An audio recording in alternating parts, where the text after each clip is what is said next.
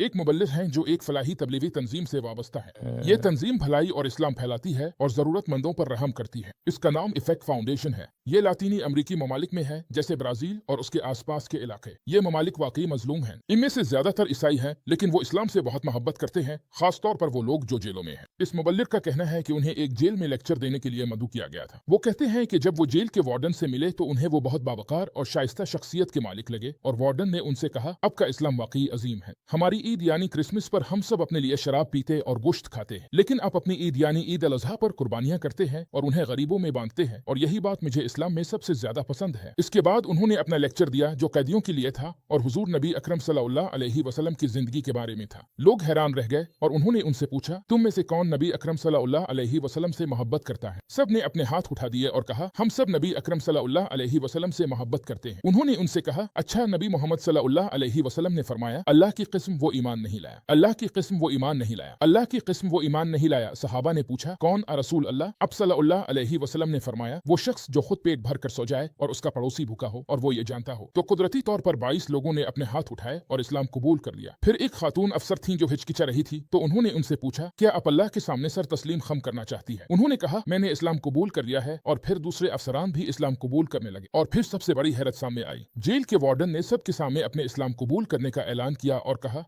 मैंने नमाज के लिए एक कमरा मखसूस कर दिया है। इंशाअल्लाह मैं कुरान का कुछ हिस्सा हिफ्ज करूंगा और मैं चाहता हूं कि आप मेरे पास एक इमाम भेजें जो लोगों की इमामत करे, और इंशाअल्लाह मैं खुद भी लोगों की इमामत करूंगा। तो इमाम ने उनसे कहा, तुम में से जो लोग जाहिलियत के दौर में बेहतरीन थे वो इस्लाम में भी बेहतरीन है, अगर वो दीन की समझ हासिल कर लें, यानी तुम एक अच्छे, मजबूत और काबिल एहतराम इंसान हो, इसीलिए तुम अल्लाह ताला के हुक्म से बेहतरीन लोगों में शामिल होगे। हम इससे वाकई ये सीख सकते हैं कि दुनिया भर में बहुत से गैर मुस्लिम लोग दरअसल इस्लाम से नावाकिफ हैं। वो भी किस वजह से? क्योंकि मीडिया ने इस्लाम को मस्ख करके पेश किया है, या फिर इस्लाम के खिलाफ नफरत और दुश्मनी की वजह से। लेकिन हकीकत में अगर लोगों के दिलों से पर्दे हटा दिए जाएं और वो इस्लाम की असल खूबसूरती देख लें, तो इंशाअल्लाह सब लोग इस्लाम कबूल कर लेंगे।